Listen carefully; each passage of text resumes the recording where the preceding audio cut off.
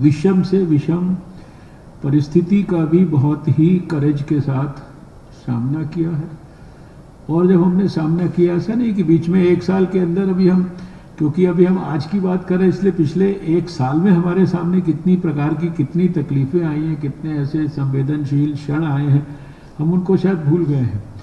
तो उन क्षणों में भी हमने जो है उसमें से we have emerged victorious out of that. और इसीलिए मुझे ये पूरा विश्वास है कि ये भी जो क्षण आया है, ये भी अगर हमने धैर्य और अपना करेज, अपनी सिंसेरिटी और अपना जो 1-1.25 साल का आपको मेडिकल प्रोफेशन का तो सबको तजुर्बा वो दशकों का है, लेकिन कोविड का भी अब तजुर्बा जो है वो 1 साल से ज़्यादा का हो गया है। और सब प्रकार की परिस्थिति क्या क्या है और क्या क्या हो सकती है, इसका सबका सामना करने की दृष्टि से, इसलिए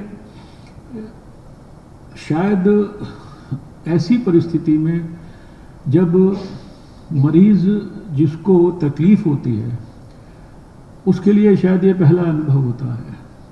उसको नहीं पता कि अस्पताल में भीड़ लगी है, अस्पताल में बेड नहीं है, अस्पताल की इमरजेंसी में जाने पे भी शायद उसको प्रॉपर बेड नहीं मिल सकता या वो प्रॉपर आईसीयू तक नहीं पहुंच सकता। उसके लिए ये पहला अनुभव है। लेकिन हम सब तो क्योंकि 1-1.25 साल से यही सब देख रहे हैं, तो शायद हमारे लिए ये रूटीन हो सकता है।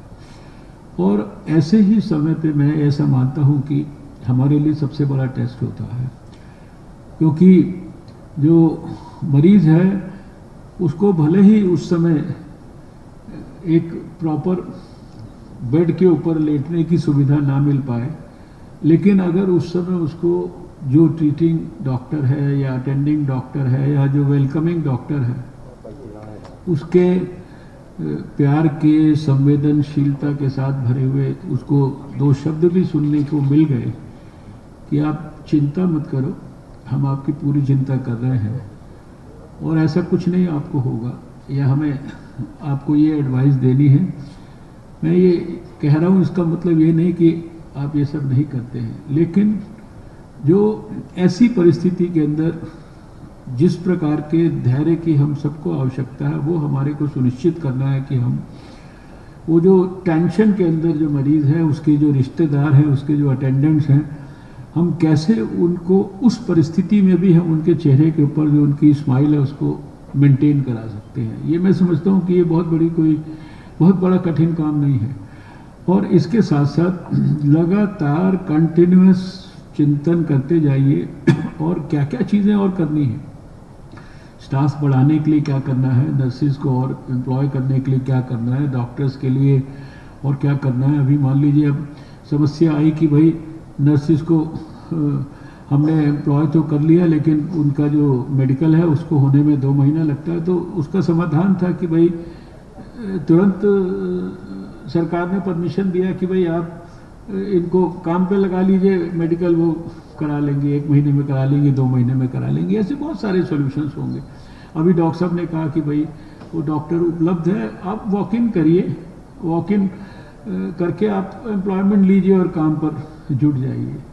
कई लोगों ने खाली पोस्ट इत्यादि को भरने के बारे में सुझाव दिए। ऐसे बहुत सारे सुझाव आएंगे, जो भी कुछ बेस्ट पॉसिबल तरीके से इम्प्लीमेंट हो सकता है। अभी मैंने लास्ट वीक मीटिंग बुलाई थी जिसमें एम्स के लोगों को नहीं, लेकिन मैंने सफदरजंग के, लेडी हार्डिंग के और आरएमएल के मेडिकल सुपरिटेंडेंट्स को बुलाया था। और हमारा जो साइंस की मिनिस्ट्री है CSIR, तो CSIR में हमारी CSIR की रुड़की लैब ने जो है उन्होंने एकदम विदिन 7 डेज हॉस्पिटल और हॉस्पिटल बेड्स जो मैंने पिछले साल कई स्थानों पर गाजियाबाद में, चेन्नई में, कई स्थानों पर उनको इनॉग्रेट किया। कंधे पे रख के अस्पताल एक तरीके से जो है ट्रैवल हो जाता है, और अच्छा खासा फुल फ्लेजेड अस्पताल। तो हमने उनको, अस्पताल वालों को भी कहा कि भाई आप अस्पताल में अपनी जगह ढूंढो कि जहाँ ज़रूरत पड़ती है तो वहाँ पर वो हम अस्पताल क्रिएट कर देंगे, विदिन 7 डेज कर देंगे। आप बस अपना टाइमलाइन उसके लिए तैयार रखिए, जगह उसके लिए निश्चित करके रखिए। ऐसी बहुत सारे प्रकार हो सकते हैं जो कि आपके अपने सिस्टम में इम्प्रूवमेंट की दृष्टि से और वर्ष होने वाली मान लीजिए परिस्थिति आती है तो हम क्या क्या और कर सकते हैं। आई वुड सजेस्ट कि वो सारी चीज़ों पर एक चिंतन ऑन रखिए। वो ऑन है, उसका मैनिफेस्टेशन मैंने अभी यहाँ आज देख लिया। अब उसको ऑन रहने के साथ साथ उसको इम्प्लीमेंट करने के बारे में भी यहाँ पर डायरेक्टर साहब भी हैं और मिनिस्ट्री के एक जॉइंट सेक्रेटरी को भी हमने यहाँ पर जेडी एडमिनिस्ट्रेशन की तरह से विशाल चौहान साहब को यहाँ पे भेजा हुआ है। तो उन सारी चीज़ों को जो जो लगता है कि आवश्यक है, बहुत ज़्यादा सोचने की ज़रूरत नहीं है, लेकिन वो भी ज़रूरी है कि एक we have to strike a balance कि ये इमरजेंसी सिचुएशन में ये कोविड के मरीज़ों को भी हमें इनका इलाज भी इंश्योर करना है, इसको सही एडवाइस भी इंश्योर करनी है, और साथ में जो बहुत इम्पॉर्टेंट नॉन कोविड इश्यूज़ हैं, क्योंकि पूरे साल भर हमने सारे देश के हेल्थ मिनिस्टर्स को कंटिन्यूसली अगर एक प्रेजेंटेशन होता था इस बात का कि कोविड में क्या क्या करना, तो उसी के साथ साथ एक प्रेजेंटेशन ये भी होता था कि नॉन कोविड की सर्विसेज, मैटरनल हेल्थ की सर्विसेज, चाइल्ड हेल्थ की सर्विसेज, ट्यूबरक्लोसिस को डिटेक्ट करने के प्रोग्राम इत्यादि इत्यादि, ये सारी चीज़ें या इम्यूनाइजेशन की सर्विसेज, ये इफेक्ट नहीं होनी चाहिए। और ऐसा नहीं, ये साल भर हम लोगों ने इस सब को किया और बाकायदा साल भर होता रहा, रेगुलरली होता रहा, सारी के केसेस और दूसरे केसेस। तो वो सारी चीज़ें आपको पता है, अभी सारी टेक्निक पता है आपको, लड़ने की टेक्नोलॉजी पता है, लड़ने की गाइडलाइंस पता है। गाइडलाइंस तो जो बहुत सारी हैं देश की, वो आप लोगों की सहायता से ही जो है हम लोगों ने मिलके बनाई है। तो we are now equipped with everything and the only challenge is how to overcome the present surge in the cases which has unfortunately happened in the last 2 months or so. I am sure कि जिस तरह से 2020 में हमने challenge को overcome किया और सफलता की एक लगभग स्टेज तक हम पहुंचे थे, ये चैलेंज भी हमारा जो है ओवरकम हो जाएगा। बस उसके लिए आप सब और जो कुछ आप करेंगे उसको इस नाते भी करने की कोशिश करिए कि यहाँ से हमको इतने बड़े इंस्टीट्यूशन से जहाँ हज़ारों लाखों मरीज आते हैं, किसी ने बहुत कहा कि भाई बाहर के लोग आ रहे हैं, ये सब चीज़ें आप कोई ये चीज़ें आप नहीं रोक पाओगे। जो मान लीजिए एम्स की 50 साल की रेपुटेशन है, आप सडनली कहें कि एम्स के अंदर मैं कोई बाहर के आदमी को नहीं आने दूंगा, ऐसा कोई कि किसी रूल रेगुलेशन या किसी गाइडलाइन या ऑर्डिनेंस से ये नहीं हो सकता है। तो वो सब चीज़ें भी रहेंगी। उन सब परिस्थितियों के अंदर हमारी जिम्मेदारी ये भी है कि हमें आज की परिस्थिति में देश के अंदर, दूसरे अस्पतालों के अंदर, दूसरे स्थानों के ऊपर जो है क्या क्या और मॉडल्स चेंज करके हम डेवलप कर सकते हैं। यानी यहाँ कुछ आप डेवलप करेंगे तो वो दूसरी जगह पे इम्यूलेट करने लायक हो, दूसरी जगह लोग उसको रेप्लिकेट कर पाएँ। इस दृष्टि से भी अपनी बात को यहाँ पर विचाराधीन रखें और कुछ चीज़ें आप या मीटिंग में भी शेयर कर सकते हैं। ज़रूरी नहीं है उसके लिए मीटिंग में कई बार बहुत सारे सजेशंस आते हैं, अपने अपने डिपार्टमेंट का जो विषय ध्यान में आता है कि इसको हम ऐसे ठीक कर सकते हैं। यहाँ पर हम over and above what we are doing in our own department for the other issues, how can we contribute to Covid, that should be one big question, जिसको जवाब आप सब मिलकर जो है अपने अपने डिपार्टमेंट में अपने साथियों के साथ मिलकर दें कि वे हमारा इस सर्ज को कंट्रोल करने में क्या कंट्रीब्यूशन हो सकता है। We will go to the director, we will go to the ministry representative and give this suggestion, this is you see this is our humble contribution for making the fight against Covid more effective. देखिए, problems को तो list करना जो है वो बहुत आसान है, लेकिन प्रॉब्लम्स से ज़्यादा इस समय जो है आप सबसे एक्सपेक्टेशन है कि we want all of you to provide good quality, reformative, innovative solutions, and I promise you that whatever good solutions emerge out of your well-meaning and healthy discussions, we'll try to implement them sincerely. तो आज तो आपको इतना ही कह के अपनी बात मैं समाप्त करूंगा। सब विषम परिस्थितियों में पहले भी 1 साल काम किया है, अभी भी ये और बड़ा चैलेंज है, क्योंकि हर समय हमें जो एक्सपोजर और ये सारी चीज़ों का डर रहता है। लेकिन ये ज़रूर कहूँगा कि जो सबसे बड़ी लड़ाई हमारी इस समय सोसाइटी में है, वो लोगों को कोविड अप्रोप्रिएट बिहेवियर को इम्प्लीमेंट कराने की है। जो समय के साथ लोगों में कैजुअल अप्रोच आ गया है, लोगों में रिलैक्स्ड बिहेवियर हो गया है। और सच बात यह है कि आप देखेंगे तो आपके आसपास भी, अपने लोगों के बीच में भी आप देखेंगे कि लोग जो है मास्क को गले से के ऊपर लटका के रखते हैं, नाक के नीचे रखते हैं। आप में से भी बहुत सारे इस तरह से रखते हैं। तो कम से कम जब हम प्रधानमंत्री से लेकर हर व्यक्ति कोविड अप्रोप्रिएट बिहेवियर को बार बार चिल्ला कर उसको कह रहा है, तो ऐसी परिस्थिति में एम्स के अंदर तो कोविड अप्रोप्रिएट बिहेवियर का जो आइडियल मैनिफेस्टेशन या उसका जो स्वरूप है, वो हर समय सबको दिखना चाहिए, because that is like leading by example.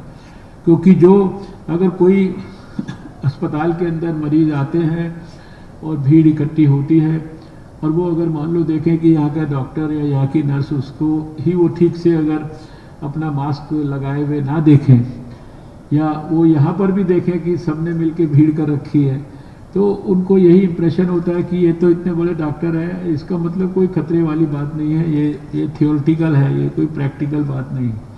तो ये भी मुझे लगता है कि बहुत ज़रूरी है।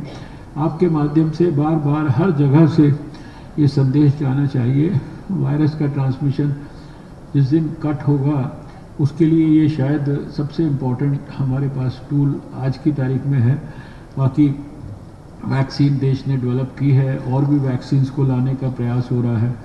11-12 करोड़ के बीच में जो है हमारा नंबर वैक्सीनेशन का हो गया है, उसको भी और तरीके से स्पीड अप करने के लिए प्रयास हो रहा है। और भी जो चीज़ें हैं, अभी हमारे पास वेंटिलेटर्स सेंट्रल गवर्नमेंट के पास भी है, लेकिन अभी कोई स्टेट गवर्नमेंट हमसे मांग नहीं रही है।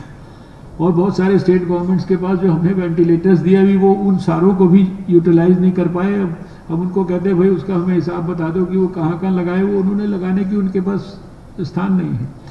आप देख रहे हैं कि ऑक्सीजन को सप्लीमेंट करने के लिए पिछले साल में भी बहुत सारी चीज़ें हम लोगों ने की। सारे देश भर में ऑक्सीजन को वहीं अस्पतालों में जनरेट करने के प्लांट लगाने से लेकर, इसके बावजूद भी अभी इसी हफ्ते में और बड़े पैमाने पर ऑक्सीजन की सप्लाई इत्यादि को स्ट्रेंथन करने के लिए ये सारे बड़े बड़े निर्णय लिए जा रहे हैं। सारी चीज़ें नए सिरे से उसी डायनामिक पैटर्न पर उनको रिवाइटलाइज किया जा रहा है, जिस पैटर्न पर पिछले साल सारे काम होते थे।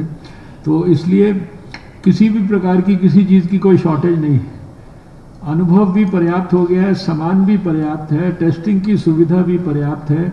और अभी हॉस्पिटल के अंदर, यद्यपि पिछले साल में हॉस्पिटल में जो हमारी कोविड डेडिकेटेड हॉस्पिटल या हेल्थ फैसिलिटी या जिसको हम कोविड केयर सेंटर कहते थे, इसमें लगभग 19 लाख के करीब हम लोगों ने बेड्स जनरेट किए थे। ऑक्सीजन और आईसीयू सपोर्टेड मिलाकर सब तरीके के 12-13 हज़ार क्वारंटाइन सेंटर्स देश भर में डेवलप्ड हैं। और सब जगह ज़रूरत के हिसाब से सारी के सारे और फर्दर कहाँ कहाँ स्ट्रेंथन करना है। कल हम सभी संबंधित जो स्थान जहाँ तकलीफ़ें हो रही हैं वहाँ के स्वास्थ्य मंत्रियों के साथ कल फिर बैठक ले रहे हैं, ओनली फॉर फर्दर ऑगमेंटेशन। ये जो 20 लाख के करीब बेड्स क्रिएट किए, these were created out of a zero dedicated facility for covid. तो we could do all that when we did not know कि कल क्या होने वाला है। आज तो हमारे पास सब कुछ है, पूरी जानकारी है और पूरी संभावनाओं की भी हमारे को कल्पना है, अनुमान है। तो उस सब को ध्यान में रखते हुए आप जो आज आने वाले समय के लिए निश्चित रूप से मुझे लगता है कि अभी मैं जो एक बार ट्रॉमा सेंटर के अंदर भी जाके सारी चीज़ों को, यद्यपि पिछले साल भी गया था, लेकिन और एक दिन फिर आपके एनआईसी झज्जर में भी जाके अभी की परिस्थिति में और क्या हम वहाँ और फर्दर तैयारी की दृष्टि से रिफॉर्म्स कर सकते हैं। मैं पर्सनली जाके भी देखूंगा और आपके जो भी सुझाव हमको मिलते रहेंगे, we will look at them very very positively and in the most pragmatic manner. That much I can assure you. So wish you all good health. Keep doing the good work. We are all proud of you, and I think country looks forward to All India Institute of Medical Sciences for providing them with better options and better solutions which can be emulated by the whole country. इस भाव को अपने मन में रखिए।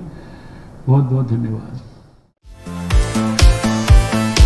अगर आपको हमारे वीडियोस पसंद आए तो प्लीज़ लाइक करें, सब्सक्राइब करें और शेयर करें।